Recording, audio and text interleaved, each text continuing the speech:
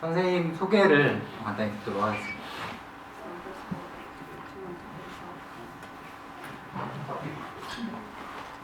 So firstly, thank you very much for the welcome and thanks very much for having me, and I'm very impressed that so many people have come on a wet Sunday afternoon at short notice.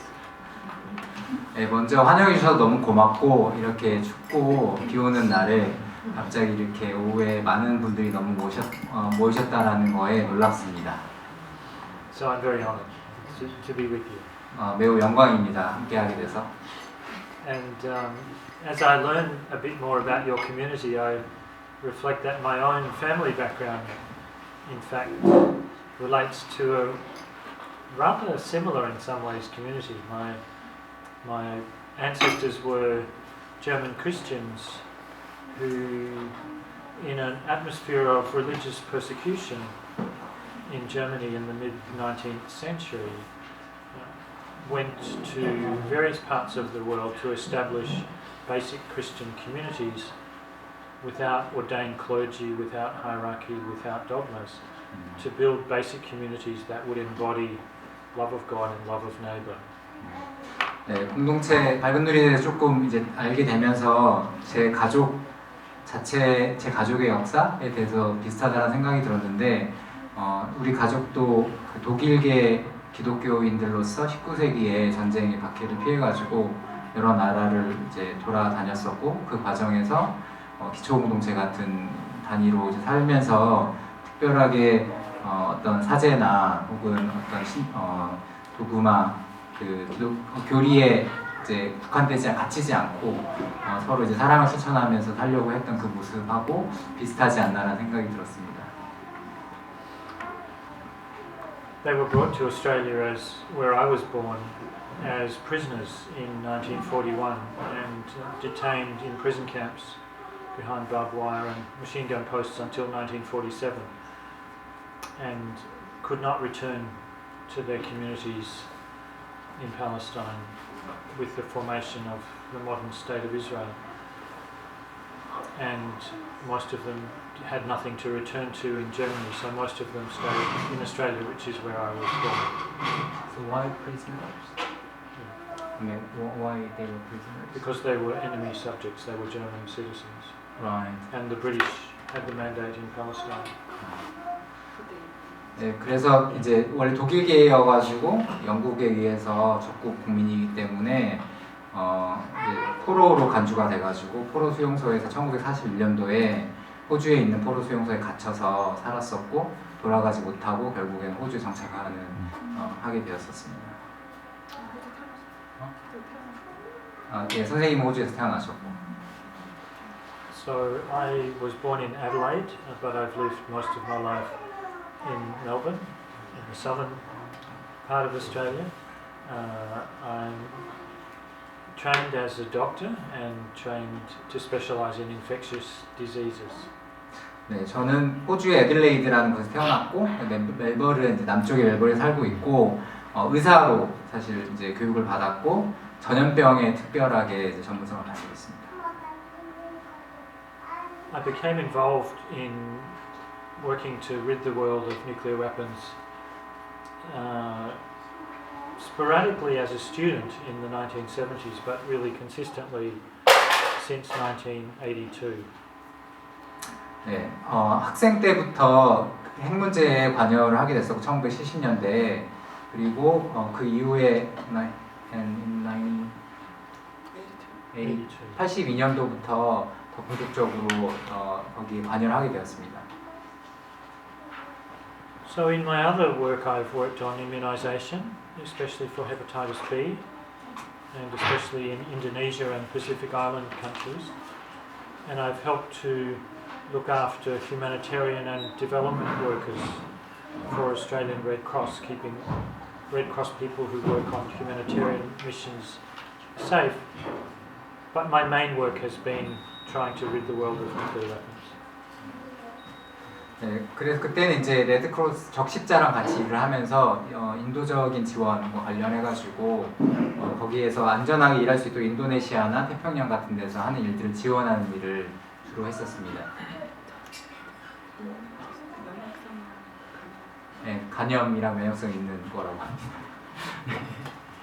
So I've done that work mostly through two organisations. One, an international medical federation called International Physicians for the Prevention of Nuclear War, which won a Nobel Peace Prize in 1985.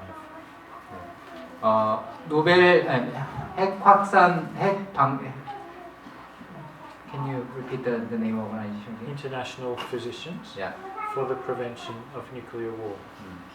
핵 방지를 위해 핵 전쟁 방지를 위한 국제 의사 모임을 첫 번째로 조직을 하셨었고, 그게 1985년도에 노벨상을 수상을 했던 단체고요. And I currently have the honour of being a co-president of that organisation. 거기에 현재 이제 회장 대표직을 맡고 계시고, And the other major organisation that I've worked in is the Ican, the International Campaign to Abolish Nuclear Weapons, which we founded in Melbourne starting in 2005, and which won the Nobel Peace Prize in 2017. 아이칸이라고 저희가 이제 나중에 제네바에 가면 만날 단체이기도 한데, 이거는 캠페인 국제적으로인 핵무기 철폐를 위한 국제 캠페인이에요. 연대 조직이고, 아이칸이라고 하는 그 단체 2005년도에 창설을 했었고, 2017년도에 그 단체도 노벨상을 받았습니다. And ICAN was the main civil society partner for the governments, 2/3 of the world's governments, who negotiated and adopted a historic United Nations treaty, the Treaty on the Prohibition of Nuclear Weapons, which was adopted on the 7th of July 2017, and that was the reason for ICAN's Nobel Peace Prize. 이 아이칸이라는 단체가 했던 하고 있는 주요한 일은 핵무기 폐지 협약을 금지 협약을 이제 유엔에서 통과시키는 것이었는데, 그 당시에 2017년 7월 7일에 이 조약이 전 세계 3분의 2 국가의 찬성으로 통과가 됐고, 이제 여기 보시는 이 조약이 명문화된 조약입니다. So otherwise I'm a very proud grandfather of two lovely granddaughters, Louisa and Amber, who are almost 3 and 10 weeks old. 루이자와 엠버라고 하는 이제 3살하고 10 weeks 10주 된 두 이제 손녀딸이 있으시대요. 그래서 아까 오면서 들었는데 일주일에 하루는 그 손녀를 보신다고 And 하시네요. that's the best job I've ever had. 가장 좋아하는 일이.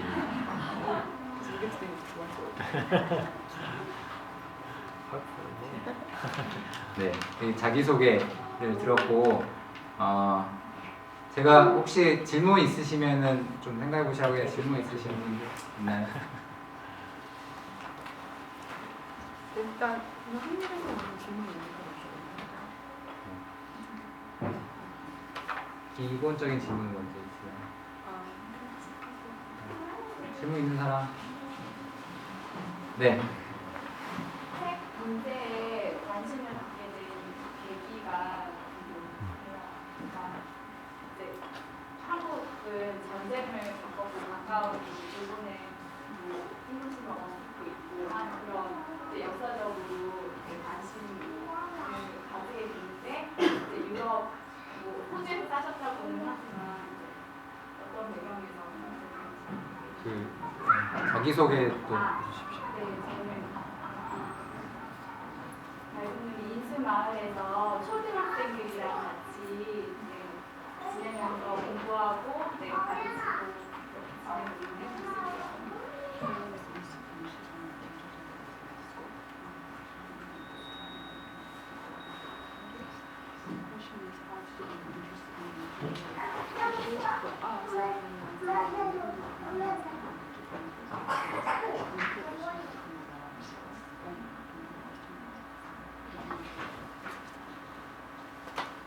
I think several reasons, but this is an issue for every human being alive, anywhere. Nowhere is safe from nuclear weapons, so we are all threatened by these weapons every day that they exist. So we need to take it personally. 네, 여러 가지 이유가 있지만 이거는 그 어떤 사람에게나 다 적용되는 살아있는 모든 생물에게 적용되는 문제고 이것은 모든 사람들이 개인적으로 자기의 문제로 생각해야 되는 일입니다. But several reasons why I got involved. My family experienced 2 world wars, and quite a number of my family died in both of those wars. After the First World War, my family were evicted from their homes in Palestine and imprisoned in Egypt for 3 years, and then allowed to return. But much of their lands and homes had been damaged. And then when the Second World War broke out, they had 1 hour's notice to leave their homes.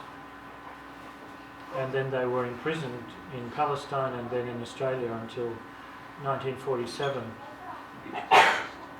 So my family knew from bitter experience about the terrible consequences, the injustice, the long-term effects of war. 제 가족이 이제 세계 전쟁, 1차 세계대전, 2차 세계대전 다 경험을 했는데 첫 번째 세계대전 때 원래 집이 팔레스타인이었는데 거기에서 이집트로 끌려가서 거기에 3년 동안 살다가 거기에 이제 갇혀 있어야 했었고 그리고 굉장히 많은 가족들이 그때 죽었고 돌아왔을 때는 집이나 건물들이 많이 파괴가 되어 있었습니다. 두 번째 2차 세계대전 때 1시간 안에 떠나라고 하는 이제 이야기를 듣고 집을 1시간 안에 비워서 떠났어야 됐었고 그때 이제 팔레스타인에 결국 돌아가지 못하고 네, 호주로 이제 와서 갇혀 지내 1947년까지 갇혀 지내야 하는 이런 상황을 이제 경험하면서 전쟁이라는 것이 이제 갖는 개인에게 주는 그런 고통을 경험을 하게 되었습니다. I had some experiences when I was growing up which encouraged me very much. The first was that in my high school, some friends and I established the first Amnesty International high school group in the world in 1970. 고등학교 때 그 앰네스티 인터내셔널이라고 하는 이게 이제 뭐죠? 우리말로? 국제인권, 네, 앰네스티라는 국제인권단체의 고등학교 지부를 1979년도에 전 세계 처음으로 고등학교 지부가 생긴 걸 만드셨다고 하네요. And one of the prisoner that I worked for the release of was a young man in Greece at the time of the military regime who had written a political slogan on a wall. That was the only reason he was in jail. 제가 그때 이제 재소자들하고 일을 하는 거였는데 그 가까이 일했던 재소자 중에 한 명이 젊은 사람이었는데 군대에서 정치적인 구호를 내걸었다는 이유로 이제 감옥에 간 사례였습니다.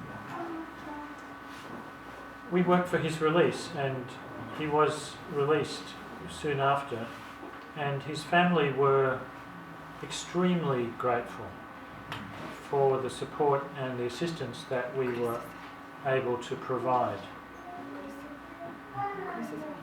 네, 그 사람 이제 그리스 사람이었는데 석방을 위해서 탄원을 했었고 결과적으로 석방이 됐을 때 그 가족들이 너무나 기뻐하면서 그렇게 이제 지원해 주었던 것을 매우 고마워했습니다.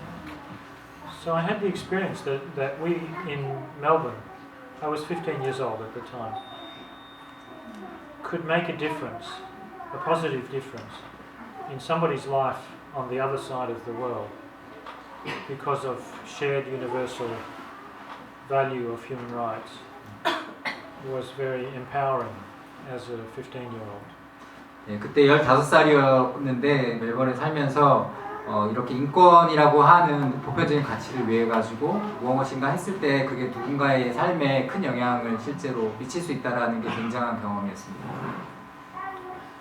And then also when I was 15, I joined the movement in Australia to try and end Australia's involvement in the Vietnam War. So I could see the power of people working together to change the policy of governments. 그리고 당시에 베트남전 반전 운동에도 참가했었는데 그 당시에 사람들이 함께 일할 때 실제 정부의 정책을 바꿀 수 있다는 경험을 했습니다. When I was a young doctor in the 1980s, most people around the world were aware and had a very deep fear every day that nuclear war between Russia, between the Soviet Union then, and the United States could really happen. 1980년도에 젊은 의사로 일하고 있을 때 당시에 많은 사람들이 실제로 미국하고 소련의 핵전쟁이 실제로 일어날 수 있다는 큰 공포를 가지고 있었습니다. So we bought a share in a farm 3 hours away from Melbourne, partly because we thought we would need somewhere to escape to if nuclear war happened. 멜버른에 3시간 걸리는 농장을 실제로 사가지고 핵전쟁이 일어나면 거기로 대피하려고 그런 계획까지 세웠습니다.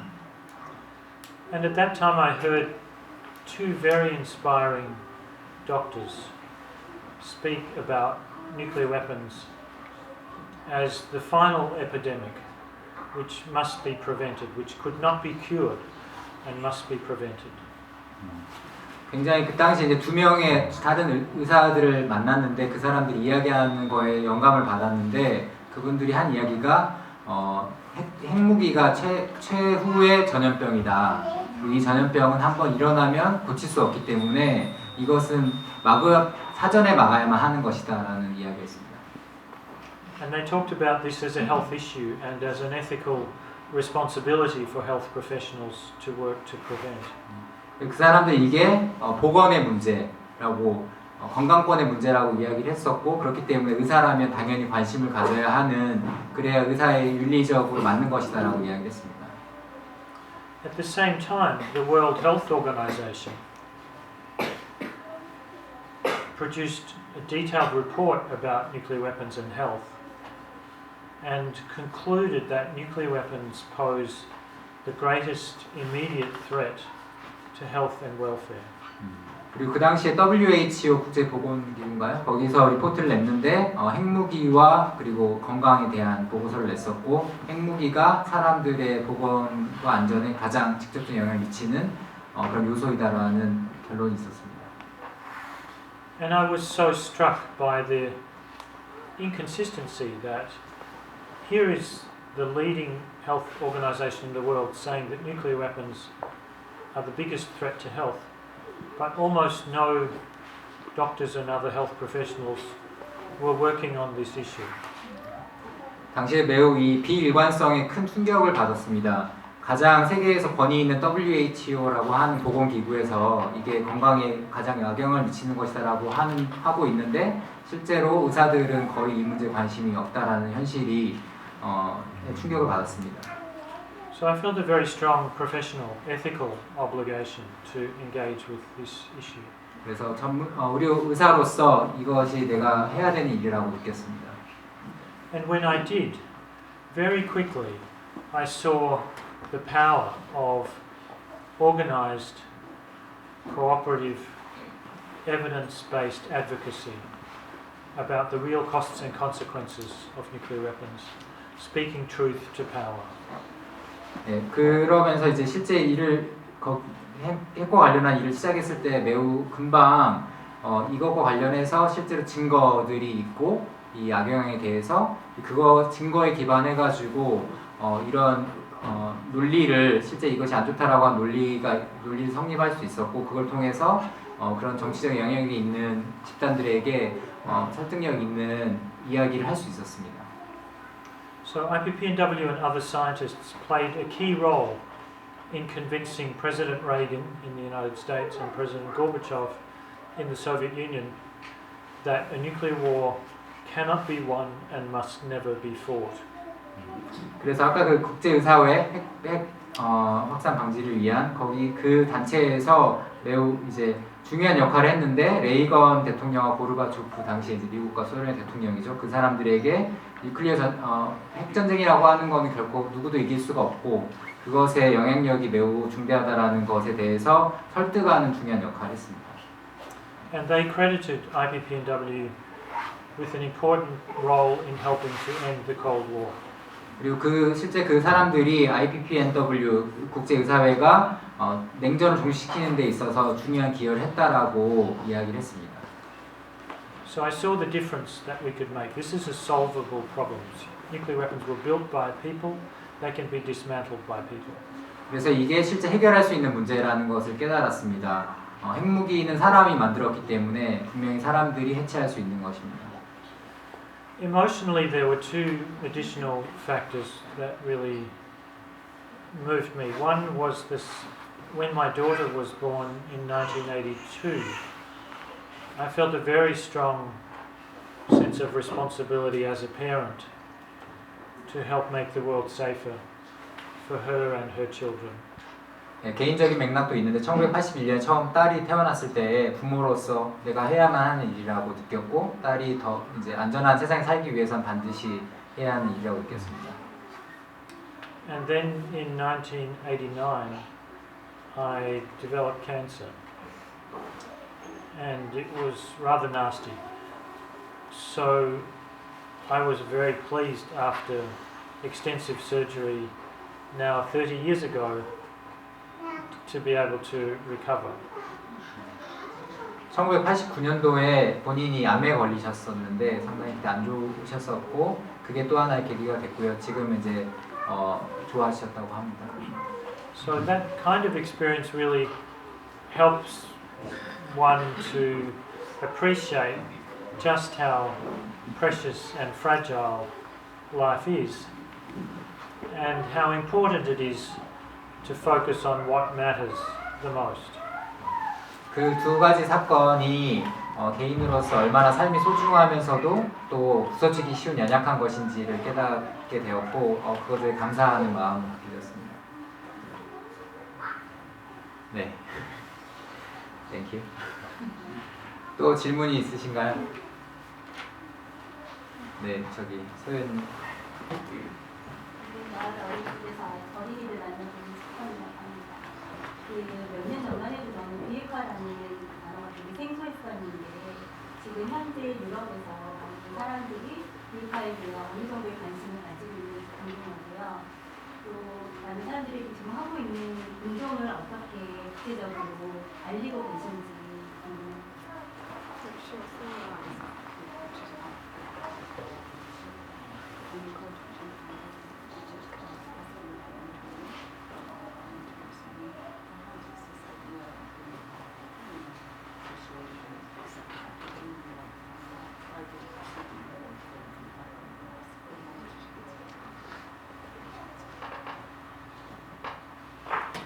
I think of course there are many people and organisations who have worked persistently and with great dedication to try to get rid of these worst of all weapons.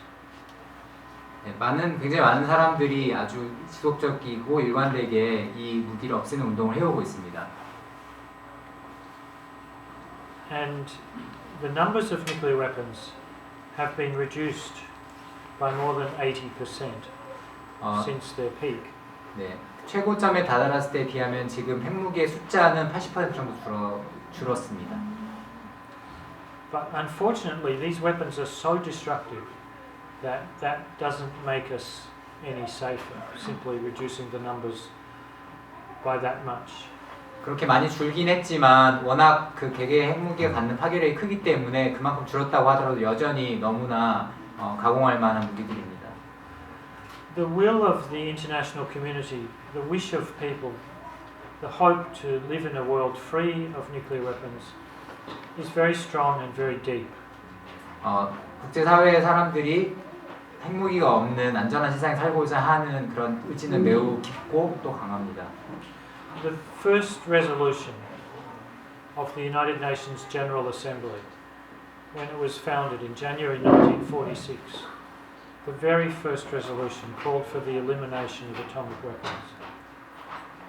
January 1946. 그 유엔 총회가 처음, so it was after UN was started. Yeah, the first resolution. 유엔 총회 있잖아요. 유엔이 이제 시작됐을 때 1946년에 시작이 됐는데 그때 전체 총회에서 의결한 첫 번째 사항이 so that was about nuclear 핵폐기에 대한 것이었습니다. Every government is legally committed, say they support nuclear disarmament, and legally obliged to disarm. 네, 그렇기 때문에 모든 국가가 법적으로는 이것을 핵무기를 폐기하는 것에 구속력을 받고 있습니다. Around the world, opinion surveys show that in almost every country, more than 80%, in some cases in Europe, more than 95% of people want a world free of nuclear weapons and want their government to sign this treaty. 설문조사에 의하면 전 세계 대부분의 국가들이 그러한데 특히 유럽 같은 경우는 80에서 95% 정도의 국민들이 실제로 핵무기 없는 세상을 원하고 이 핵무기 금지 조약, 폐지 조약에 서명을 자기 나라가 할 것을 요구를 하고 있습니다. But I'm sad to say that at this point, most of the trends are going in a dangerous direction. 하지만 매우 슬프게도 지금은 전체적인 추세가 매우 위험한 방향으로 가고 있습니다. There are no disarmament negotiations underway right now. None. 지금은 어떠한 이 핵 군축과 관련한 논의도 이루어지지 않고 있습니다. The treaties which, since the Cold War, have helped to constrain nuclear weapons development and proliferation are progressively being abandoned.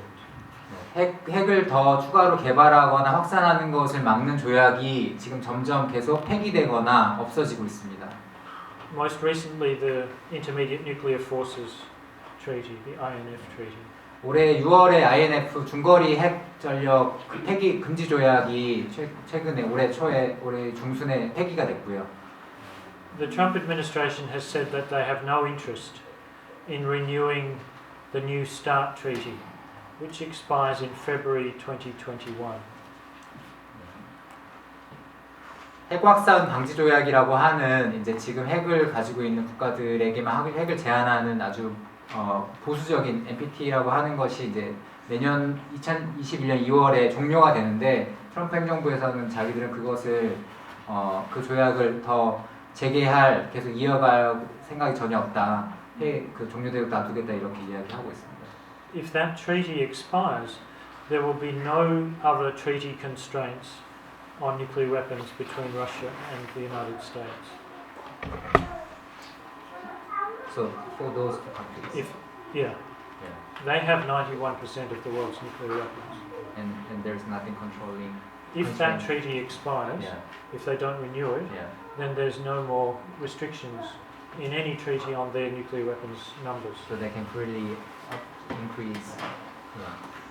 지금 이제 미국하고 소련이 전 세계 핵무기 91%를 가지고 있는데 이 조약이 폐기가 되면은 그 미국과 소련의 핵 전력을 구속할 수 있는 어떠한 조약이나 이런 것들이 사라지게 됩니다. The 9 nuclear-armed states are not just keeping their weapons, they're actually modernizing them, developing new weapons with new capacities, more dangerous, more accurate.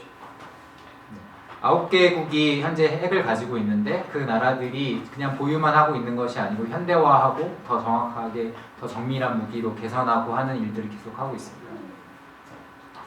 In response to the NATO deployments right up to the Russian border and missile defense developments by the United States, Russia is developing many types of new weapons that we have never seen before. 지금 유럽엔 러시아가 있고 또 나토라고 하는 러시아를 견제하는 국제적 조약기구라는 게 있는데 그 사이에 이제 서로 더 군비를 증강하면서 더 가까운 곳에 더 새로운 무기들을 배치를 하고 연구를 하고 있습니다. Nuclear torpedoes, hypersonic delivery vehicles, nuclear-powered cruise missiles, entirely new weapons. 이전에 없었던 핵으로 만든 어뢰라든지 또 핵으로 만든 잠수함 유도 무기라든지 이러한 전에 없었던 새로운 신형 무기들이 등장을 하고 있습니다. $105 billion excuse me, every year is being spent on maintaining and modernizing nuclear weapons. 매년 핵무기를 현대화하는 데 쓰이는 돈만 105조 원에 이릅니다. We have seen a level of very explicit nuclear threat by leaders in many countries, not just the United States and North Korea, but from India and Pakistan, Israel, United Kingdom and Russia. 미국하고 북한뿐만 아니라 다른 여러 나라에 관해서도 서로 핵으로 위협하는 명백한 핵 위협을 하는 일들이 계속 있어 왔고요. 인도, 파키스탄이나 또 이스라엘과 이스라엘 그리고 영국 같은 나라들이 그렇습니다. A climate-stressed world, as we are seeing the impacts of climate disruption, is a world which is more prone to armed conflict. The pressure on food and water security, the pressure on people to move, makes armed conflict more likely. 기후변화로 인해서 세계적으로 굉장히 긴장이 더 발생을 하고 있는데 그것 때문에 물 자원이 더 문제가 생기고 또 사람들이 살 곳이 이제 부족하고 이런 것들 때문에 생기는 긴장이 오히려 또한 핵전쟁의 위협을 더욱더 높이고 있습니다.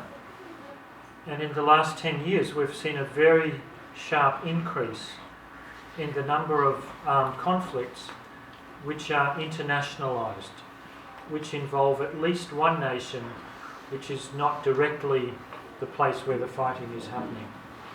And most of those states are nuclear armed states. 지난 10년 동안 이제 군사 분쟁이 점점 더 많아지는 걸 보고 있는데 그 중에 많은 경우에 분쟁 당사 중에 한 나라가 핵무기를 가지고 있는 경우들이 많습니다. So climate stress, more war means greater risk of nuclear weapons being used deliberately or by accident. 이렇게 이제 기후 변화 또 더 많은 분쟁들이 결국 핵전쟁의 위협이 의도적이든 혹은 실수로든 더 가능성이 높다라는 것을 예상케 합니다. And then we have the new danger of cyber warfare, of potentially computer hackers being able to access nuclear command and control platforms. This is a very real danger. 사이버 전쟁의 위협이 있는데요. 또 해커들이 이제 뉴클리어 핵무기 시스템에 접근해가지고 그것을 해킹해서 문제를 일으킬 수 있는 이런 것들도 실제적인 위협입니다. So all of the authoritative assessments suggest that, and people who have managed nuclear weapons say that the risk of nuclear war now is as great as it has ever been, and it is growing. 그래서 여러 권위 있는 기관 또 실제로 핵무기를 운영하는 단체들에서 나온 보고서에 의하면은 지금 핵전쟁의 위협이 어느 때보다 더 위기가 높다라고 이야기합니다. So we don't have the luxury of time. If nuclear weapons are retained, one day they will be used. 그래서 저희에게 시간이 많지 않고 계속 핵무기를 가지고 있다라고 하면 언젠가는 그것이 사용이 될 것입니다. So the one positive development is this treaty at the moment, and it makes this treaty all the more urgent and important that it become international law and as many countries as possible join the treaty and implement its obligations as quickly as possible. 그래서 하나의 이제 희망적인 변화는 실제 저 조약이 체결이 된 것이고 저것을 통해서 실제 국가들을 법적으로 구속하고 핵을 폐기하도록 하는 것이 매우 중요한 일입니다. So I think probably if you can introduce about ban treaty. Sure. Yeah. 지금 이제 아이칸이라고 하는 단체에서 아까 설명해 주셨지만 이 핵무기 금지 조약을 이제 조약 유엔에서 122개국의 찬성으로 통과가 돼 조약이 된 거거든요. 그래서 그 조약의 내용을 좀 듣고 그게 어떤 의미가 있는지를 이해하면 좋을 것 같고 이제 이거는 예를 들어서 저희가 대인질의 금지 협약 이런 거 들어보셨죠? 대인지뢰라고 하는 무기가 이제 세계적으로 금지가 돼서 예전에는 쓰였는데 지금은 유엔에서 이제 그 조약이 생긴 이후로 금지가 됐거든요. 누구나 대인지뢰라고 하면은 비윤리적이고 써서는 안 되고 그거는 민간인에게 무차별적이고 그렇기 때문에 이제 쓰지 않는 것이 지금은 상식이 되어 있고 이제 핵무기는 그렇지 않잖아요. 핵무기에 대해서는 필요하다고 생각하는 사람도 있고 이제 그렇게 이제 이런 조약을 통해 가지고 이제 그런 기존의 무기들이 금지된 사례들처럼 핵무기를 금지시키려고 하는 그런 목표를 가지고 있는 조약인데요. 그 설명을 좀 들어보도록 하겠습니다. Thanks. So perhaps you've just mentioned some of this, but I think it's important to take courage, hope, and learn lessons from the fact that we have made collectively significant progress on controlling the other types of weapons which are called indiscriminate and inhumane. Weapons which can't tell the difference between soldiers and civilians and which cannot be used in a way which complies with international humanitarian law, which regulates how the limits of war.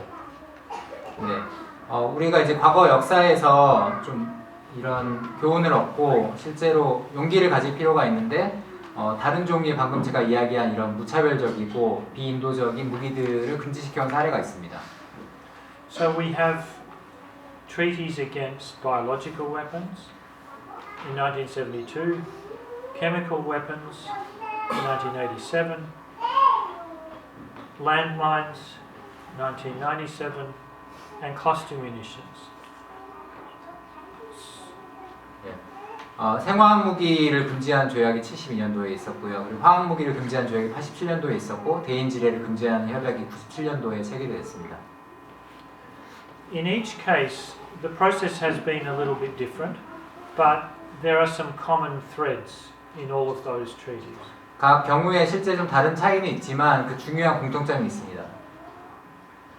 What was important for all of them was establishing clear evidence that these weapons, however they might be planned to be used, their effects would be indiscriminate and inhumane. 네, 이 조약들 체결 중요한 것은 증거를 수집하는 것이었는데 어떻게 이 무기를 사용하려고 계획을 하더라도 실제로 사용이 됐을 때는 이것이 민간인과 군인을 가리지 못하고 그리고 매우 비인도적이라는 것입니다. And then to consolidate, to express their rejection in an international treaty which provides the same standard for every country, a consistent standard. 그래서 이것을 하나의 조약으로 만들어서 매우 명확한 기준을 가지고 모든 나라에게 일관되게 적용하는 방식으로 조약을 만드는 것이 중요한 부분이었습니다. These weapons are not okay. Nowhere for nobody under any circumstances. 누구에게든지 어디에서든지 그리고 어떤 상황에서든지 이것은 금지되어야 된다라고 하는 기준을 마련한 것입니다. Not every government has signed these treaties. 모든 나라가 이 조약 방금 이야기한 조약에 서명한 것은 아니고요. And there is still work to do to implement them. 이것을 실행해 가는데 아직도 해야 될 일이 남아 있습니다.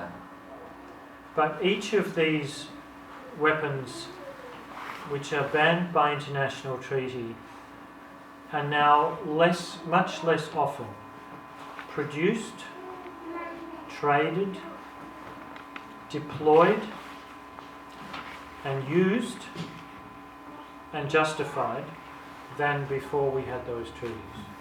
하지만 아직 해야 될 일이 남아있긴 하지만 이 조약이 있기 전과 비교했을 때는 이 모든 종류의 무기들이 예전보다 훨씬 덜 생산되고 또 거래되고 현지에 배치가 되고 사용되고 혹은 정당화되지 않습니다. 예전에 비해서 이런 부분들이 현저히 줄었습니다.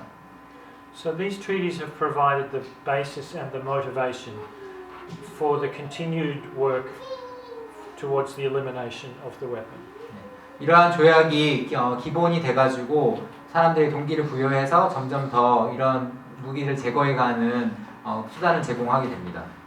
So one can summarize this approach as stigmatize, the weapon, unacceptable for everybody, ban the weapon, and then eliminate them.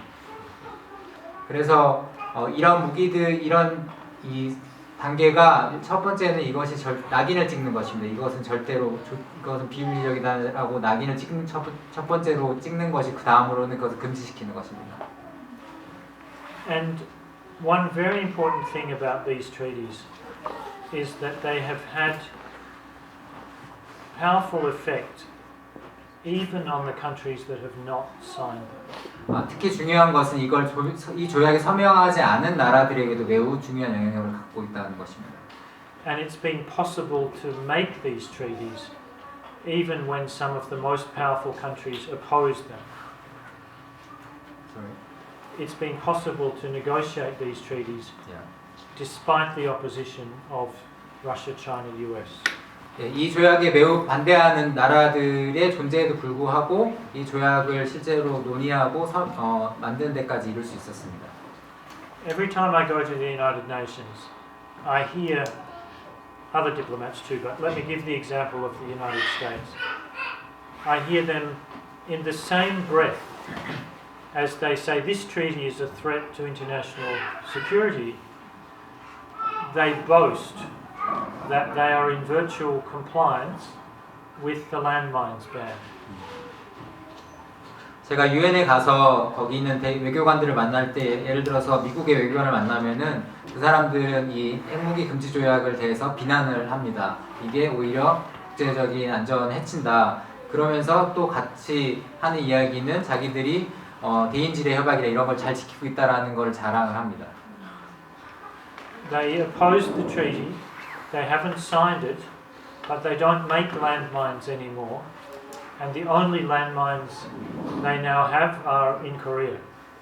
네, 미국은 이 핵무기 금지 조약에 대해서는 반대하지만 더 이상 대인지뢰는 전혀 만들지 않고 있고 사용하지 않고 있고 유일하게 이게 아직 남아 있는 미국의 대인지뢰 남아 있는 게 한국입니다.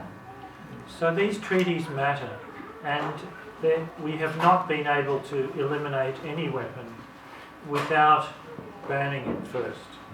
지금까지 그래서 이런 조약은 매우 의미가 있고 지금까지 이렇게 조약을 통해 금지시키기 전에 어떤 무기도 없어진 사례가 없습니다. So I hope that's useful background for you for this treaty, because really what Ican tried to do is to apply that approach, apply those lessons of history to the worst weapons of all, to nuclear weapons. 이런 맥락이 이해가 되셨기를 바라고 아이캔이 하려고 하는 것은 이러한 사례들을 핵무기에 적용을 해서 핵무기를 금지시키려고 하는 것입니다. So this treaty is, I think, a really historic treaty, and I hope it's been translated into Korean. I don't actually know it. It's not one of the official UN languages, but it's very short, and it's of historic significance. 역사적인 의미가 있는 조약이라고 생각을 하고 한국어로 번역이 되어 있는지는 모르겠지만 짧으니까 한번 읽어보시면 좋겠습니다. Yeah, it's based in the real evidence. It details the evidence as to why we need to get rid of these weapons urgently. 이것은 실제 증거, 사실적인 증거에 기반을 하고 있고 그 증거에 기반해서 왜 이 무기가 신속히 없어져야 하는지 이야기하고 있습니다. It provides a very clear, categorical and comprehensive ban on everything to do with nuclear weapons. 이 조약은 핵무기와 관련해 가지고 매우 포괄적이면서도 또 전체적인 폐기에 대한 내용들을 담고 있습니다. You can't build them, test them, deploy them, host them, threaten to use them, or use them, of course, or have anything else to do with nuclear weapons under this treaty. 네, 핵무기를 생산하거나 만들거나 또 시험하는 것뿐만 아니라 당연히 사용하는 것들 다 금지된 내용이 포함되어 있습니다. Does it include like nuclear umbrellas? And very importantly, for umbrella states like Korea and Australia, you cannot assist in any prohibited activities. like threatening to use nuclear weapons or using nuclear weapons.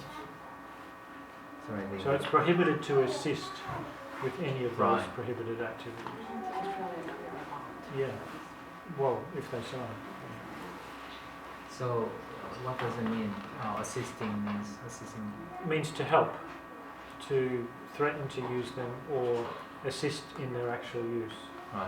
Right. Provide command and control or targeting information or 오케이. anything like that. 그리고 이제 우리나라 같이 이제 미국의 해구산 아래에 있는 나라들은 그러한 이 조약에 만약 사인을 한다고 하면은 이 핵의 사용과 관련한 어떤 조력을 제공하지 못하게 하는. Does it mean that we cannot like provide the base for the nuclear Yes, armories? 예, to do with nuclear weapons. 예, 저희가 우리나라가 핵무기를 직접 보유하고 있지 않지만 미국의 핵구산 아래 있잖아요. 근데 그것을 이제 사용하도록 돕는 어떠한 행위도 하지 못하도록 But I might, 하는 것까지 포함이 되어 있습니다. yeah, I might come back to that because there's a very important point to make there. But the other thing that, two other important things that the treaty does, it provides a framework for all countries with and without nuclear weapons, those who host nuclear weapons, to fulfill their obligation to get rid of them. So it's a framework for elimination. 네, 그래서 그리고 특히 중요한 것은 이 조약이 하나의 이제 포괄적인 체계를 담고 있는데 그것은 현재 핵무기를 가지고 있는 나라뿐만 아니 가지고 있는 나라, 가지고 있지 않는 나라 다 적용이 될 수 있는 그런 체계를 가지고 있습니다. It's the only internationally agreed framework for the elimination of nuclear weapons. There is no plan B. 핵무기 제거에 대한 유일한 조약이고 이거 외에 다른 현재까지는 합의된 어떤 조약이나 다른 대안들이 있지는 않습니다. Another very important aspect of this treaty is that, like the treaties on landmines and cluster munitions, this treaty obliges the states who sign it to help the survivors of nuclear use and nuclear testing and help to clean up environments which have been contaminated by the use or testing of nuclear weapons. So helping the survivors and the cleanup. 이 조약에 또 하나 더 포함된 내용은 핵의 실험이나 핵의 사용으로부터 피해를 받은 사람들을 구제하고 돕는 그리고 그것을 잘 핵의 so cleanup means like about the Areas which are radioactively contaminated. 그런 것의 환경 파괴까지도 다 이제 깨끗하게 정화하는 것을 구성력 있게 하는 내용이 포함되어 있습니다. So I think that's important to make sure that the rights and needs of those survivors are not forgotten and neglected as they have often been. 실제로 역사적으로 그렇게 피해를 당한 사람들의 권리와 필요가 많이 무시되거나 방치되어 왔는데 그렇지 않도록 하는 것이 또한 중요한 부분입니다. This treaty will enter into force, so it will become international law when 50 states have ratified it. 이게 이제 유엔에서 조약이 됐다고 했잖아요. 근데 이게 실제로 효과가 있으려면 50개국 이상이 서명 이후에 이제 국회 비준이나 이제 비준 절차를 해야 되거든요. 근데 예, 그렇습니다. So right now we have 80 countries that have signed 지금까지 80개국이 서명을 했고 and 34 have ratified. 그 중에 34개국이 비준 절차를 마쳤습니다. So more than 2/3 of what we need for it to become binding international law. So I'm hopeful that it will enter into legal force next year. 그래서 지금 현재까지 필요한 50개국 중에 한 3분의 2 정도가 채워졌고 내년 정도에 이제 실제 법적인 효력을 발휘할 것으로 예상하고 있습니다. There's one very important aspect of this treaty for umbrella states, so-called nuclear dependent states like Korea, Japan, Australia and the NATO countries. 이 조약이 이제 해구산 아래에 있는 한국이나 일본 또 유럽 국가들 이런 오스트리아 이런 나라들에게 갖는 중요한 의미가 있는데요. Some people are saying that you cannot separate the different kinds of military cooperation. Some people are saying this in my country, some very senior people, that if we sign this treaty, that means the end of our alliance with the United States. And that is not true. 예, 이 조약을 서명을 하면은 이제 동맹 자체가 해체될 것이다라고 우려를 하는 사람들이 있습니다. It's not true because there is nothing in this treaty which prohibits military cooperation with a state which has nuclear weapons, provided that cooperation has nothing to do with nuclear weapons. 근데 실제로 그렇지는 않고요. 핵과 관련한 조력이 아니라고 하면은 다른 종류의 군사적인 협조는 서로 그것은 금지하고 있지 않기 때문에 동맹 자체가 없어져야 되는 것은 아닙니다. So a number of countries have already proven for us that this is possible. 여러 나라들이 실제로 해구산 이런 상황인 여러 나라들이 실제 이것이 가능하다라는 것을 이미 사례로 보여주고 있습니다. The United States has 17 countries which it calls major non-NATO allies. 17. 미국의 이제 17개 나라의 주요한 나토가 아닌 동맹국들이 있는데요. That include Korea. Yes. 한국을 포함해서 11 of them voted for the adoption of this treaty, more than half. 네, 그 17개 동맹국 중에서 미국 동맹국 중에 11개 나라가 이 조약에 찬성을 하고 있습니다. 3 have already signed the treaty. 세 나라는 벌써 서명을 했고요. And 2 have already ratified the treaty. 그중 두 나라는 비준까지 마쳤습니다. Thailand and New Zealand. 태국과 뉴질랜드입니다. For none of these countries has there been any fuss, any disruption to their ongoing military cooperation with the United States because it does not involve nuclear weapons. So that means they are out of the nuclear umbrella. They've never been in the nuclear umbrella. Right. So, but it proves that other kinds of military cooperation, conventional military cooperation, is perfectly possible together with support for this treaty. 태국과 이제 뉴질랜드 같은 경우는 실제 미국과 동맹을 이루고 있지만 이 조약에 서명을 했고 그래서 핵무기를 제외한 다른 종류의 군사적인 협업 관계도 가능하다라는 것을 사례로 보여주고 있습니다. So that's politically very important in our countries because supporting the abolition of nuclear weapons and support for this treaty does not mean ending existing military alliances. 그래서 실제로 이제 핵무기를 없애는 것이 동맹 해체까지 다 주장을 포함하게 되면 굉장히 어려운 일이 되어버리기 때문에 단계적으로 이 가능하도록 하는 것은 매우 중요한 부분입니다. So in all of the votes at the United Nations about this treaty, we were able to have more than 120 countries support them. So that's about 2/3 of the world's governments. So the large majority of nations are in support of this. 전 세계 이제 유엔에서 122개국이 찬성했기 때문에 한 전 세계 국가들 중에 3분의 2 정도가 찬성했다고 볼 수 있고 실제 세계 다수 국가들이 지지를 한다라고 볼 수 있습니다.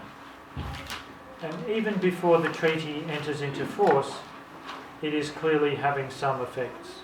아직 조약이 발효되지 않았지만 벌써 효과가 있다라고 볼 수 있습니다. For example, a growing number of financial institutions around the world are divesting from companies that profit from making nuclear weapons. 여러 이제 투자 기관들이 실제로 이런 핵무기를 만드는 회사들이 있을 거 아니에요. 뭐 보잉이라든지 이런 군사 무기를 만드는 회사들에 투자를 해왔는데 재정 지원하고 그런 것들로부터 빠져나오고 있습니다. What gives me the greatest reassurance that this treaty matters is that the nuclear armed states really don't like this treaty. 이 조약이 정말 의미가 있다라는 걸 느끼는 순간은 어떤 거냐면 현재 핵무기를 보유하고 있는 나라들이 정말 이 조약을 싫어한다라는 거를 확인하게 될 때입니다. Because they know the effect that the other prohibition treaties have had. And this does seriously challenge their legitimacy to claim some unique right to continue to possess these weapons and threaten all humanity. 그 사람들도 이제 기존의 무기 금지에 대한 협약들이 가져왔던 효과를 알고 있고 이 조약을 통해서 핵무기의 정당성을 도전받고 있다는 걸 알기 때문에 그렇습니다. If they thought these were just some fine words from the United Nations which they could happily ignore, I would be much more worried. 그 사람들이 만약 이거 그냥 무시하고 이거 그냥 좋은 말이 담긴 문서다 유엔에서 나온 이렇게 반응한다고 하면 더 걱정할 텐데 실제로 그렇지 않습니다. But of course this treaty is not the end of nuclear weapons, but it's a very important tool in that work. 핵무기의 끝이 아니지만 그 과정에서 매우 중요한 작업입니다. And it needs as much strong support across civil society pushing this as possible. 시민사회에서 실제 이것을 더 앞으로 진전시키는 데에 시민사회의 중요한 역할이 필요합니다. Many important organizations support this treaty, 매우 중요한 기관들이 이 조약을 지지를 하고 있습니다. including the Red Cross, 적십자랑 most international health organizations 대부분의 이제 국제보건기구랑 like the World Medical Association, 월드 메디컬 어소시에이션 some faith leaders 그리고 여러 종교 또 지도자들도 그러고요. like Pope Francis, 프란시스 교황도 그렇고 most recently in Hiroshima and Nagasaki this week, saying very strongly that nuclear weapons, possessing them, threatening to use them is immoral. 몇 주 전에 히로시마의 교황에 방문을 해서 그 희생자들에게 이야기하면서 핵무기를 보유하는 것 자체가 매우 비인도적이다라고 이야기했습니다. But we need a lot more leaders and organizations and people to stand up and say nuclear weapons are immoral and to push for governments to join this treaty. 우리 더 많은 사람들이 실제 이걸 지지하고 또 정부를 압박할 필요가 있습니다. So I really don't care how we get rid of nuclear weapons. I just want it to happen. But this treaty is a really important tool, I think, to use to help us in that quest. 그래서 실제로 어떻게 핵무기가 없어지는지 그거 자체는 중요하지 않고 핵무기가 없어질 수 있다면 어떤 사람도 상관없다고 생각하지만 이 조약은 그 과정에서 매우 중요한 도구라고 생각을 합니다. 또 질문 있으신가요? 방금은 약간 좀 기술적인 정치적인 이야기가 있어서 약간 어려운 부분도 있었죠. 아까 얘기 드릴 때 핵이 확산되는 게 이제 그렇지 않은 방향으로 가다보니까 위험한 방향으로 흐르게 됐을 때 그 원인이 무엇인지 그렇게 간단하게도 설명해 주실 수 있는지. 저는 여기 지역에서 어린이들 마트 지내고 있는 소년이라고 그 흐름이 방향이 다시 네, 방향이 그러니까 핵이어도 핵 확산을 방지하는 흐름으로 가서 좋은 방향으로 갔었는데 어느 순간 그게 위험한 방향으로 꺾였다고 말씀하셨었거든요.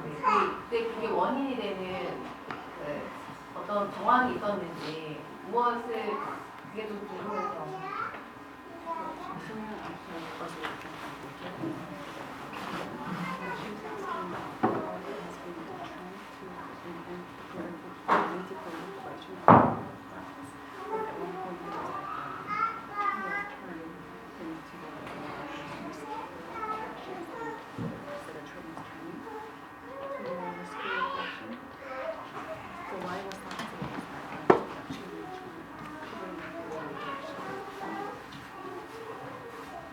Yes, I hope I was able to explain why I think that the world is moving in a dangerous direction. Like climate stress. In every respect, except for this treaty, things are not going in the right direction at the moment. But with relation to proliferation, do you mean new nations acquiring nuclear weapons?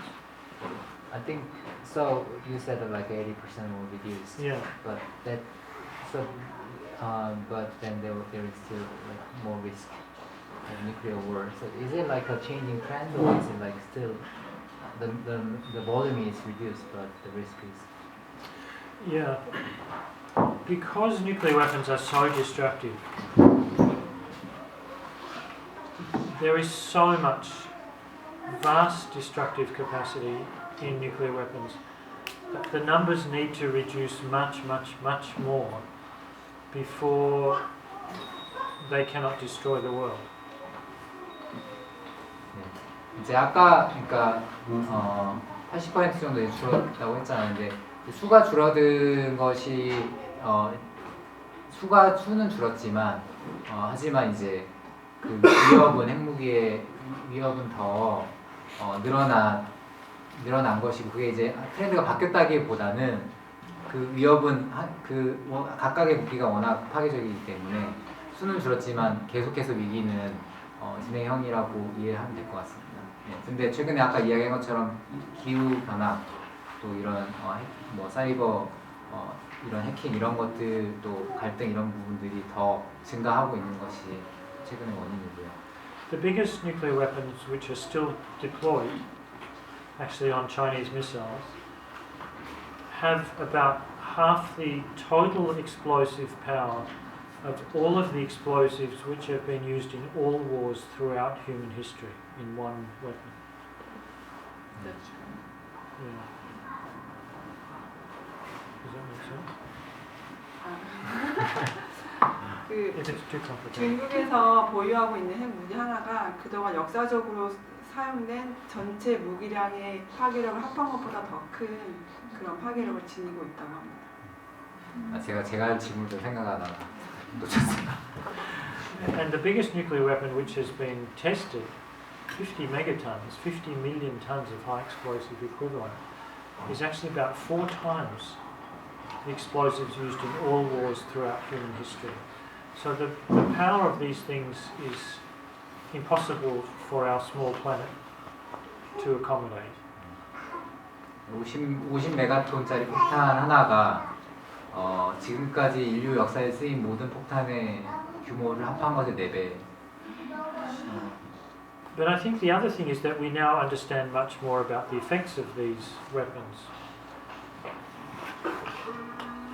And it turns out that the most important effects of nuclear weapons in terms of humanity is the climate impacts.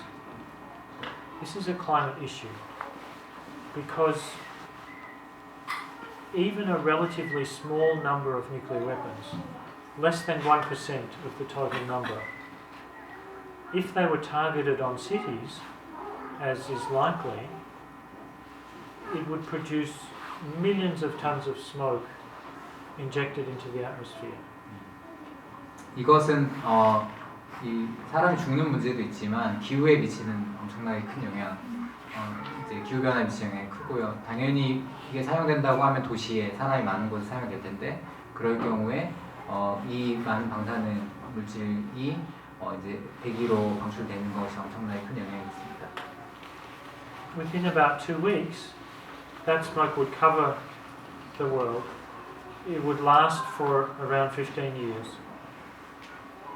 And it would cool and darken and dry the climate underneath.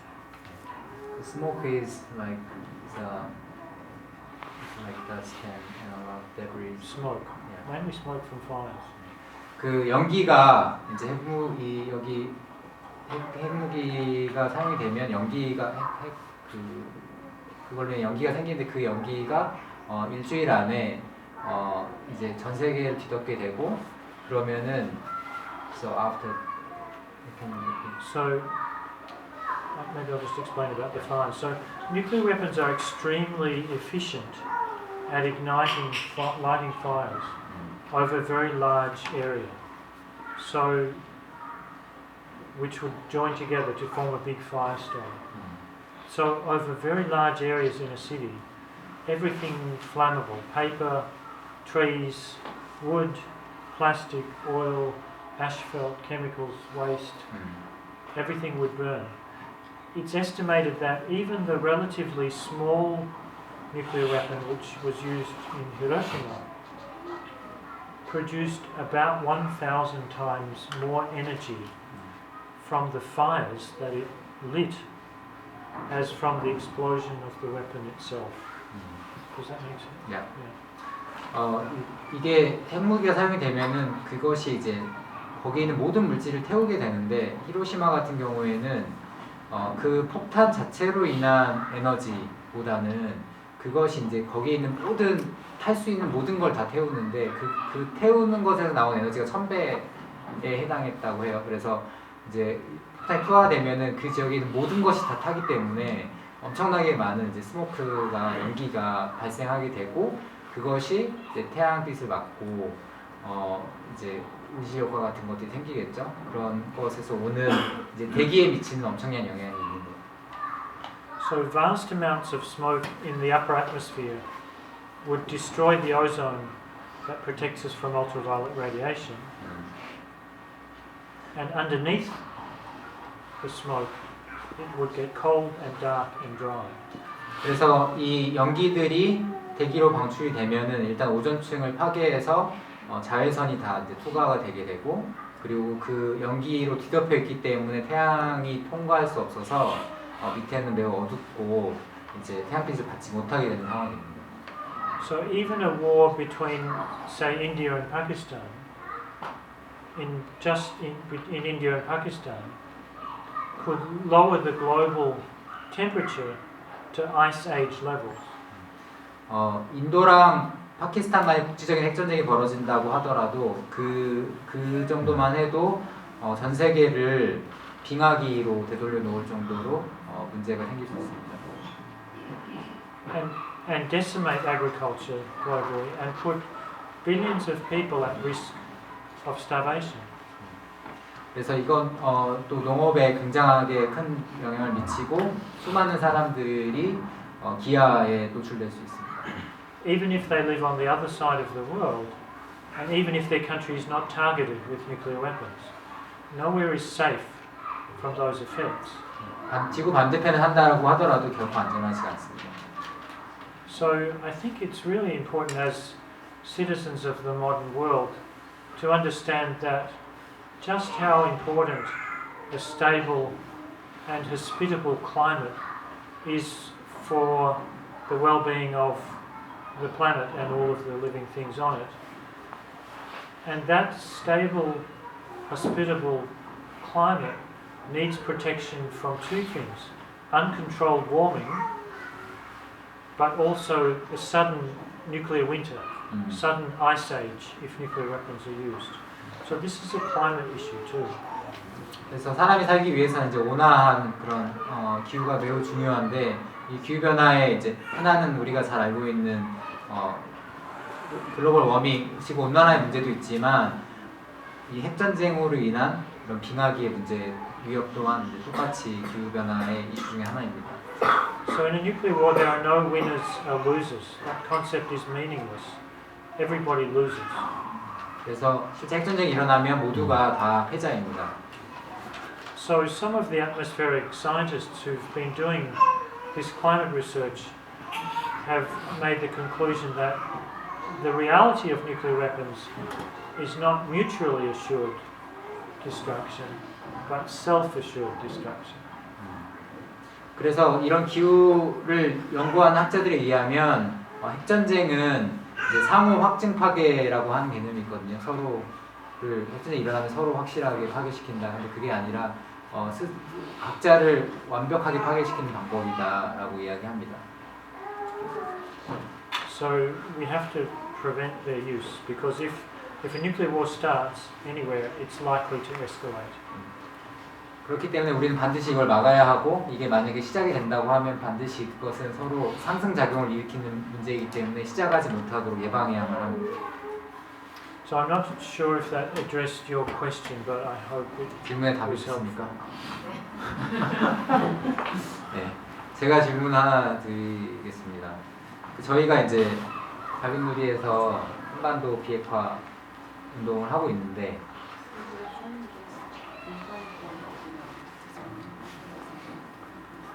이게 이제 한국 넘어서서 동북아나 또 세계에는 비핵화 된다라고 하면 그것이 어떤 의미가 있을지.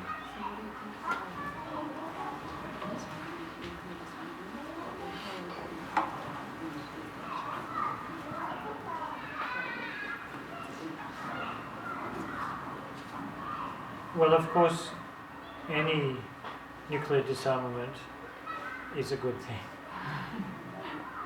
for all the world. 네, 당연히 어느 나라라도 비핵화가 된다라고 하면 매우 모두에게 좋은 일입니다. And I think it's worth remembering that some countries have already given up nuclear weapons. 그리고 이미 핵을 포기한 나라들이 있다라는 것을 기억할 필요가 있습니다. Belarus, Ukraine, and Kazakhstan 벨라루스, 우크라이나 그리고 카자흐스탄입니다. had thousands of Soviet weapons stationed on their territory, which they gave up. They returned to Russia when the Soviet Union broke up. 소련 연방이 해체될 때 그 나라들이 이미 핵무기를 1000개 넘게 가지고 있었는데 그걸 다 포기하고 러시아에다가 반납을 했습니다. South Africa developed nuclear weapons and then voluntarily gave them up. 남아공도 실제 자기 핵무기를 개발했다가 스스로 포기를 했습니다. And many countries have had nuclear programs at earlier stages and given them up.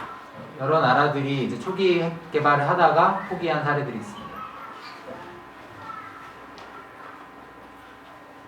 Nuclear weapons anywhere increase the risks of them being used. 어느 나라에 이제 핵무기가 있더라도 그것이 사용될 가능성을 높입니다. And I think there's one really important concept about nuclear weapons which we should not accept. Often the states that have the weapons portray themselves as responsible powers, and it's always others which are irresponsible or rogue states, or the problem is nuclear terrorism, not the thousands of weapons which exist. 중요하게 기억해야 될 게 있는데 보통 핵무기를 보유한 나라들이 자기들은 굉장히 책임 있게 행동한다라고 이야기를 하고 문제가 되는 건 늘 다른 사람들이라고 이야기를 합니다. A nuclear weapon is a nuclear weapon. And Ban Ki-moon said something when he was United Nations Secretary General, which I think is very, very powerful and very true. He said there are no right hands for the wrong weapons. 하지만 핵무기는 다 핵무기일 뿐입니다. 누가 가지고 있든지 간에. 그리고 반기문 유엔 총장이었을 때 했던 이야기 중에 현명한 이야기가 있는데 어떠한 손도 정당한 손은 없다. 잘못된 무기에 대해서 정당한 손이라는 건 있을 수 없다. 라는 뜻입니다. 그러니까 어느 나라가 가졌든지 간에 그것은 나쁜 무기다라는 거죠. So I think when many people think about nuclear weapons in the Korean Peninsula, it's through the lens of that the problem is North Korean nuclear weapons and not the wider issues of nuclear weapons in the world.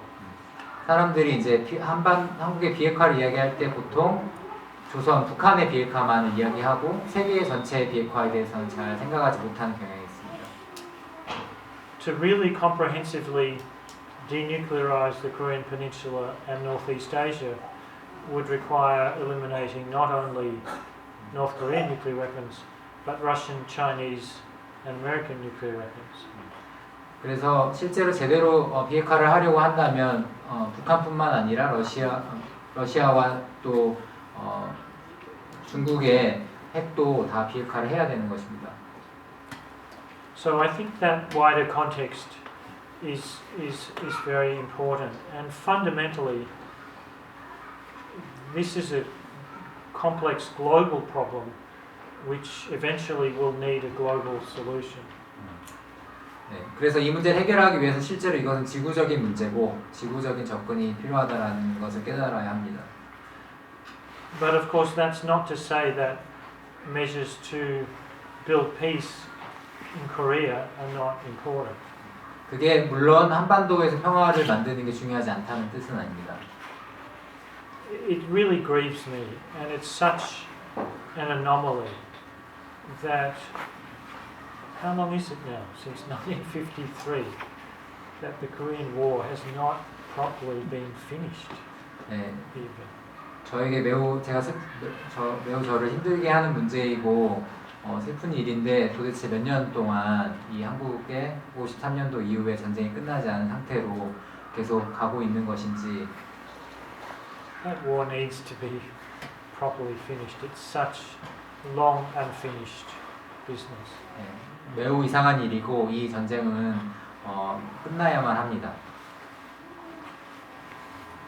One of the problems, of course, now the big problems is that one of the key negotiating partners, the United States, is very, at present, but also historically, is rather unreliable. 네, 중요한 이제 문제 중에 하나는 여기 이 협상의 중요한 당사자인 미국이 신뢰하기 어렵다는 점입니다. No, I want to make no excuses for North Korea's regime and its brutality and its human rights abuses or its nuclear weapons program. But there is a history here and things happen for reasons. 네, 물론 북한도 정당화될 수 없는 부분이 많이 있지만 역사적으로 봤을 때 그 북한의 행태에도 분명한 이유들이 있었습니다. The failure to formally end the Korean War, the extensive American-led destruction of North Korea in the Korean War, and the inconsistency of the US administration in fulfilling its obligations under previous agreements to North Korea have helped to drive the nuclear weapons program in North Korea as a kind of insurance policy for the regime. 네, 그래서 그 역사라고 하는 것은 한국전쟁 때 미국에 의해서 북한이 철저하게 파괴됐던 사실, 그리고 그 이후에 평화협상 중에서 미국이 계속해서 약속을 지키지 않았던 것들이 자기 체제를 보장받기 위해서 핵무기를 개발하는 데까지 이르게 됐습니다. The agreement which would provide the best model for the kind of agreement that one might hope for to dismantle North Korea's nuclear weapons was the agreement with Iran. 이란하고의 그 모델이 지금 굉장히 비슷한 모델이었는데요. This agreement in Iran put the most stringent constraints, the most severe restrictions which any country has ever accepted on a nuclear program, with the most severe verification provisions that any country has ever accepted. And the International Atomic Energy Agency certified every 3 months from 2015 that Iran was fulfilling its commitments under this agreement. 이제 이란도 이제 그렇게 핵포기를 이제 하는 협상을 했었는데 이란이 매우 다른 나라랑 받아들이기 힘들 정도의 매우 그 강제력이 있는 또 여러 확인 절차가 들어간 매우 엄격한 그런 조치들을 다 수용을 했고 또 그 국제 원자력 기구에서 2015년에 이 이란이 실제 요구사항을 다 준수하고 있다라는 보고서도 있었습니다. So the US walking away from that agreement, which was working, gives very little confidence about the reliability of the US as a negotiating partner. 근데 뭐 아시겠지만 이제 이란하고 그 협정을 미국이 이제 깼고 그런 모습을 이제 북한이 봤을 때는 미국이 신뢰할 수 없는 상대라고 느낄 수밖에 없습니다. And of course, I'm sure like everybody in Korea, people around the world were enormously relieved when there was enhanced dialogue and détente between North and South Korea, with I think some very courageous leadership from your president. 아마 세계의 많은 사람들, 한반도 사람들뿐만 아니라 다들 안도를 느꼈을 텐데 남북 정상회담이 열렸을 때 이제 그 진전을 보면서 그랬을 것이고 특히 문재인 대통령이 상당한 지도력을 발휘해서 용기 있게 대처하고 있다라고 보입니다. And of course, it was welcome when Kim Jong-un and President Trump began dialogue instead of escalating very irresponsible and explicit nuclear threats. 그리고 트럼프 대통령하고 김정은 국방위원장이 계속 대화를 이어가고 있다는 것도 매우 다행스러운 일입니다. But of course, we don't know where those discussions will go, if they will go anywhere. And at the moment, there is nothing firm which will survive, which will endure, which has yet been decided. 네, 아직 이게 어디로 가야 할지 사실 잘 알기 어렵고 어떻게 될지 예상하기 상당히 어렵습니다. I think if the Korean people were left to themselves, you would have resolved this issue a long time ago. 만약에 남북한 사이의 이 문제를 해결하도록 내버려뒀더라면 이 문제는 진작에 해결됐을 것 같습니다. You have been subject to intrusion by colonial powers in the past and by, neo-imperialist powers now that have interfered with and put their interests, imposed their interests on your country. 여러 제국주의 세력들이 자기 이해관계를 이곳에서 행사하려는 것 때문에 문제가 많이 어려워졌습니다. So I can only say that I would really strongly encourage and support this issue being as much as possible addressed by Korea, in Korea by Koreans. 제가 지지하는 것은 이 문제가 남북한 간에 직접적으로 해결되도록 하는 것을 지지합니다. 네, 그 시간이 사실 많이 가서 마지막으로 한 질문만 여기? 네, 혹시 학생들 중에 질문 있으면 학생들 있어요? 주면 선생님. 마을에서 아이들 만나고 있는 영진이라고 합니다. 설명드리면서는 지금 다국한에서 우리가 완전히 잘하는 주제가지고 말씀해 주신 운동에 오신다는 게 되게 너무 반갑기도 하고 가까이 느껴져서 좋았는데요. 개인적으로 정말 이렇게 운동을 해 오시면서 너무 중요한 주제들인데 핵을 보유한 많은 나라들이나 단체들이 되게 싫어하신다고 얘기 들었는데 개인적인 위협이라든지 단체의 어려움을 겪으시는 것들이 있으신가요?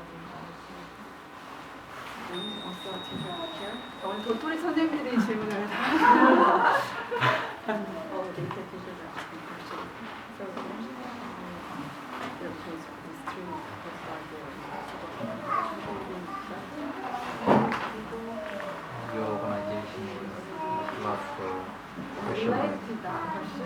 그리고 한님에서 질문이 온 게 있는데 그 질문했던 거는 세계에서 가장 많은 핵을 가진 러시아나 미국 그 밖에 다른 나라들을 핵 보유국들을 어떻게 설득하고 있는지 또 핵을 통해 자기 힘을 내세우는 세상 대신 어떻게 나라와 나라가 관계 맺으며 사는 세상이 되려 한다고 생각하는지 이런 질문을 한국 학생이 해왔습니다. 그건 이제 영진이 하신 질문과 연달아서 제가 여쭤보도록 하겠습니다.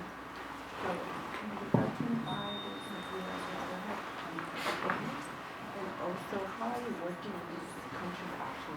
I don't think we still have them. How do you do this? And how do you think, once you feel free, how do you think the mission is to go to Okay, there's some thoughtful and very big questions there. 매우 크고 상당히 생각을 많이 해봐야 되는 문제인 것 같습니다. So, I mentioned the nuclear armed states are opposing this treaty very strongly. 핵 보유국들이 이 조약을 매우 심하게 반대하고 있다고 말씀드렸는데요. And they have done so every step of the way. 매 순간에 사실 그런 일이 있었습니다. They first boycotted. 처음에는 보이콧을 The first time ever that governments had sat down in 2013 in 3 remarkable conferences in Norway and Mexico and Austria, 2013 and 2014. the first intergovernmental conferences were held to discuss the humanitarian dangers and consequences of nuclear weapons. So these were evidence-based meetings. But they were boycotted by the nuclear-armed states and many of their allies because they said this was a distraction. 2013년도에 실제로 이 핵무기의 비인도적인 결과에 대해서 그 증거들을 논의하는 국제적인 첫 번째 국가 간 회의가 노르웨이와 멕시코, 오스트레일리아에서 있었는데 핵보유국들은 다 여기에 참여하지 않고 보이콧을 다 했었고 이게 문제가 된다고 비난을 했습니다. They were worried that this process would lead to a nuclear weapons ban treaty, and of course they were right. 이런 이제 협의 자체가 이 금지조약으로 갈 걸 알았기 때문에 이거에 반대를 했습니다. There were very consistent efforts to pressure countries. The pressure was probably most strong at the United Nations in late 2016, just before the vote on the mandate to negotiate the treaty. 2016년도에 이 조약을 이제 막 논의하려고 유엔에서 논의하기 전에 그즈음에 이 나라 핵보유국들이 매우 일관적으로 다른 여기 찬성하는 국가들에 대해서 계속해서 방해하고 설득하는 작업을 했습니다. Senior US officials visited almost every country to put diplomatic pressure on them not to support. 미국의 고위급 관료가 이 찬성하는 국가들 거의 모두 방문을 해가지고 외교적인 압력을 행사를 했습니다. We know that many governments received strong pressure, but very few governments have been willing to speak about that publicly. 우리가 알기로는 대부분의 나라들이 이런 외교적 압박을 받았지만 또 대부분 나라들이 이것에 대해 공개적으로 발언하는 것은 꺼려했습니다. Because there is a kind of a power imbalance here. The nuclear-armed states are generally much bigger and wealthier than many of the countries that support the treaty. So the low and middle-income countries of Latin America and Asia and Africa and the Pacific are vulnerable to political and trade and aid pressure. 왜냐하면 힘의 불균형이 있기 때문인데 핵보유국들은 대부분 더 잘 살고 군사력도 많고 강하고 원조를 주는 입장이고 여기에 찬성한 나라들은 그렇지 않은 입장이기 때문에 많은 압박을 받았습니다. The South African ambassador was one who spoke very strongly about what she said was fierce pressure that African states had come under not to support. 남아공의 대사가 이야기했었는데 그 아프리카의 나라들이 매우 공포스러운 그런 압박을 받았다라고 이야기했습니다. And that was obvious when it came to the vote because a dozen African countries who one expected to support the treaty did not vote for it. Singapore was pressured at the last minute and did not support the treaty. A number of countries which would have normally supported the treaty did not. Clearly because of pressure from nuclear-armed states. 그래서 실제 이 조약에 대해 투표를 했을 때 그게 명확해졌는데 원래 찬성하기로 했던 수많은 나라들, 싱가포르랑 또 여러 아프리카 나라들 이런 나라들이 실제로는 찬성 투표를 던지지 않았습니다.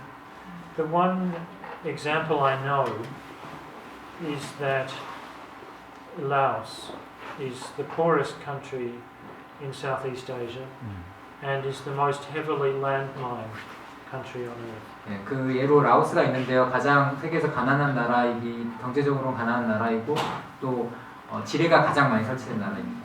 In Laos, still hundreds of people die every year from landmines which were planted in the 1970s. 1970년대 전에 설치된 지뢰로 여전히 100명 이상이 매년 죽고 있습니다. So removing them is a big priority for the people and government of Laos. 그 제거가 매우 정부에는 중요한 일입니다. Most of those mines come from the United States. 그리고 그 지뢰는 대부분 미국에 설치한 것들입니다.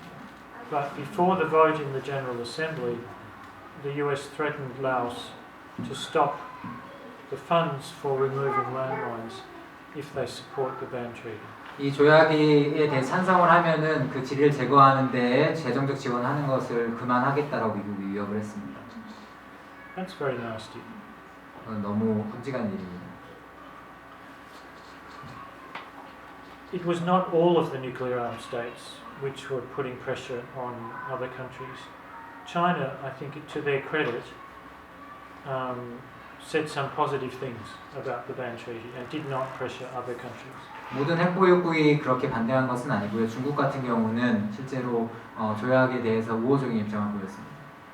The most active were the United States, UK, France, and Russia.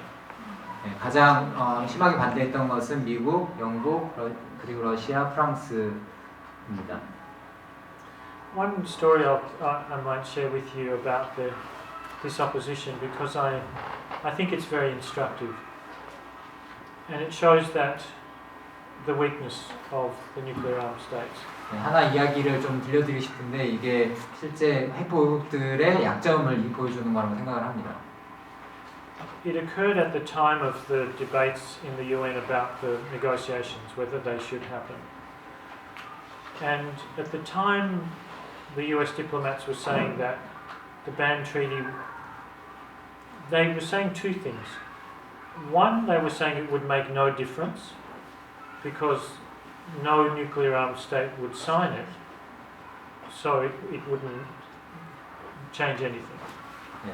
그때 이제 이 표결에 대해서 표결을 막 한참 논의할 때의 일인데 유엔에서 그때 미국의 그 대표들이 이야기했던 게 한 가지는 이게 실제 조약이 생긴다고 하더라도 핵 보유국은 아무도 설명하지 않을 거기 때문에 아무런 효과가 없을 것이다라는 이야기를 했습니다. But they were also saying at the same time that it would actually be dangerous, that it would somehow undermine or compete or contradict the Non-Proliferation Treaty. 또 한편으로는 일관되지 않게 이 조약이 실제로 위험할 것이다라고 체결되면 위험을 가져올 것이다라고 이야기를 했고 그것은 핵확산 방지조약과 이것이 충돌하기 때문이라고 이야기를 했습니다. Which it was very carefully crafted to complement and not contradict or compete with the NPT. 근데 실제로는 핵확산 방지조약과 이 조약은 절대 충돌하지 않고 서로 상호 보완적이 되도록 설계가 되어 있습니다. But we received a copy of the letter that the US wrote to their NATO allies, which was the instruction to them: vote no to the negotiations, and if the negotiations happen, you must not go. 네, 그래서 미국이 나토 국가들에게 쓴 편지를 저희가 하나 입수했는데 이 협상이 이 표결에서는 반대를 하고 협상이 있으면 절대 협상에 참여하지 말아라는 지시가 있었습니다. But the reasons they gave were completely different from the reasons they stated publicly. 근데 공개적으로 미국이 아까 이야기했던 그런 이유들과 실제 동맹들에게 보낸 편지에 있던 이유는 완전히 달랐습니다. What they said in the letter was that this treaty would stigmatize nuclear weapons and nuclear deterrence. 그 편지에서는 이 조약이 발효가 되면은 핵무기를 낙인을 찍을 것이다. 핵무기가 비윤리적이라고 낙인 찍힐 것이다라는 것이 이유로 되어 있었습니다. They said this treaty would interfere with planning for nuclear war in NATO. 이 조약이 생기면은 실제 핵 전쟁을 계획하는 데 방해가 될 것이다라고 이야기했습니다. They said this treaty would influence states even who did not sign the treaty. 이 조약이 실제 서명하지 않은 국가들에게도 영향을 미칠 것이다라고 이야기를 했습니다. The reasons they opposed the treaty is because they recognized that it would work as intended. 그래서 결국 반대했다라는 것은 이 조약이 실제 효력이 있을 것이라고 생각했기 때문인 것을 알 수 있습니다. That's why they opposed it. 그렇기 때문에 반대를 한 것입니다. So I haven't felt any personal threats in doing this work. I don't know anybody in Ican who has. I think the governments who support this treaty are probably getting much more pressure. But, you know, there has been some real courage shown in this whole process. 제가 개인적으로 받은 위협은 없지만 여러 정부들이 실제로 큰 위협이 있었고 이 조약이 생기는 과정에서 여러 용기 있는 결단들이 있었습니다. And I want to give the example of Palau. tiny Pacific Island country, 35,000 people. 팔라우라고 하는 35,000명만이 사는 작은 나라의 예를 들고 싶은데요. Palau knows about political pressure. 그 나라는 정치적 압력이 무엇인지 잘 알고 있습니다. When they wanted to adopt a nuclear-free constitution back in the 1980s, they were forced by the US, actually, to vote 11 times until they did not put in the nuclear-free constitution clauses. Vote 11 times. They had to vote 11 times. They were forced. 그 나라가 1980년도에 핵무기를 폐지하는 것을 헌법에 넣으려고 했었는데 미국의 반대로 인해서 11번의 국민투표를 다시 해가지고 결국에는 그 조항이 삭제돼야 하는 상황에 있었습니다. And the father of one of the most prominent lawyers who was supporting the nuclear-free constitution was assassinated. 그리고 실제 이것을 창안했던 이걸 했던 이 정치인 이분은 실제로 암살이 되었습니다. 그 변호사의 아버지. Father of the lawyer. 그 변호사의 아버지, 이걸 초안을 작성한 사람의 아버지는 암살당했습니다. But Palau was the first Pacific Island country to ratify the treaty. 하지만 팔라우가 이 조약을 핵무기 금지 조약을 비준한 첫 번째 나라였습니다. So I think if 35,000 people can show courage like that, then countries like Australia and Korea can also show courage. 35,000명인 나라가 그 정도의 용기를 가질 수 있다고 하면은 호주나 한국 같은 나라들은 더 큰 용기를 보여줄 수 있을 거라고 생각합니다.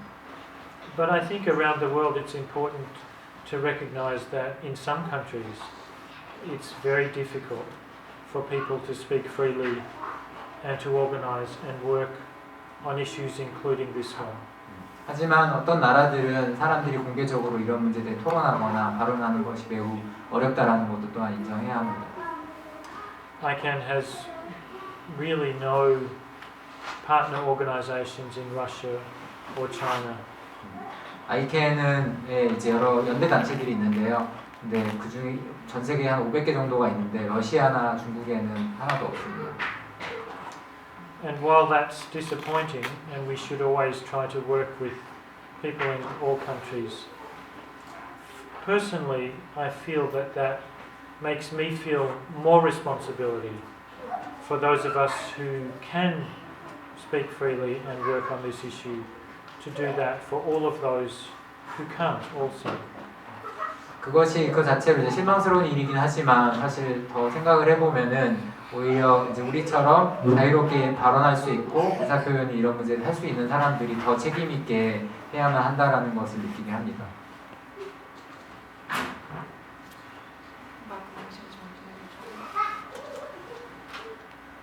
Yeah, it's really interesting the nations working with each other. One of the things I find, you have to laugh sometimes. And I find this, it's tragic, but it's kind of funny. You know, the nuclear armed states, especially the P5, the permanent members of the Security Council, 상임 5개 나라, 이제 유엔의 안보리에 있는 5개 나라들이 있는데요. 그 나라들 다 핵보유국인데 some of them threaten each other with nuclear weapons. 서로 이제 핵 위협을 가하기도 하고요. 그 나라들끼리. But when the rest of the world tries to work towards the elimination of nuclear weapons, 다른 나라들이 핵무기 폐기를 위해서 같이 일할 때 they unite to protect their nuclear weapons, their nuclear monopoly. 그 5개 나라들은 이제 자기들끼리 뭉쳐가지고 자기들이 가지고 핵 독점권을 지키려고 노력을 합니다. It's tragic, but kind of funny. It's ridiculous. 매우 비극적인 일이지만 엄청 웃긴 일이기도 합니다. So, I think one of the things we hear now is that the time is not right. The conditions are not suitable. The security risks are not right. It's not the time to disarm. 네, 우리가 자주 듣는 이야기는 지금은 때가 아니다. 지금은 조건이 좋지 않다. 이런 이야기를 자주 듣습니다. This putting conditions when it's possible to disarm is just a way of stalling. 지금 때가 아니다, 지금은 상황이 좋지 않다라고 하는 거는 그냥 미루려고 하는 핑계가 합니다. The best time is always now. 가장 좋은 때는 지금입니다. And the past agreements that were achieved at the height of the Cold War have shown us and reminded us, I think, that agreements are possible and indeed most important when the tension is high. Past agreements. Past agreements like the Russian and US agreements that helped to end the Cold War.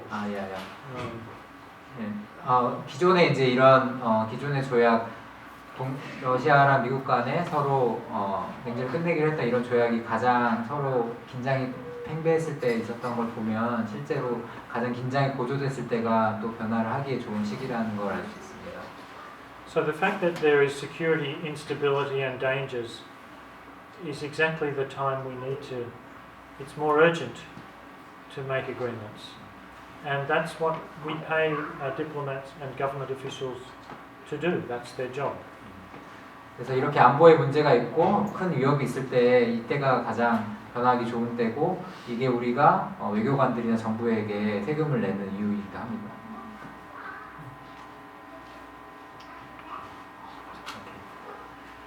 네, 시간이 많이 가서 질문이 더 있으시겠지만 끝나고 와서 물어보셔도 되고, 또 앞으로 이런 자리나 또 술래 가서도 이야기 들을 자리가 있을 거니까요. 네, 잘 공부하면서 더 질문을 품어가면 좋겠습니다. I'm happy. Just we've made a total break. Did you say anything we're going to continue with that? I'm happy to talk as long as you want.